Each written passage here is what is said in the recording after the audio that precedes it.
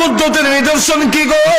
আল্লাহর নবী বলেন, মেরে আমার সাহাবীরা ও আমার উম্মতেরা, সূর্যের মধ্যে যেইভাবে পাওয়ার আছে চন্দ্রের মধ্যে এইভাবে পাওয়ার ছিল।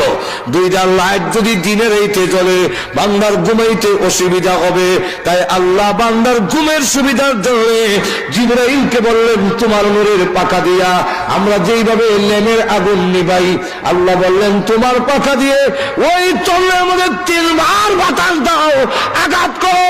জিবরাইল তার পাখা দিয়ে যখন নাকি আঘাত করলো, ভিতর থেকে তার আগুনটা আলোটা বের হয়ে গেল। আল্লাহ রাব্বুল আলামিন বলেন, এই আলোটা এই পাওয়ার থেকে সূর্যের সঙ্গে অ্যাড করে দাও, মিলাইয়া দাও, চন্দ্রের মধ্যে একটা দাগ রেখে দাও। পৃথিবীর আমার গোলাম বান্দীরা ওই দৃশ্য দেখে যেন আমি মহান আল্লাহর শুকরিয়া আদায় করতে পারে।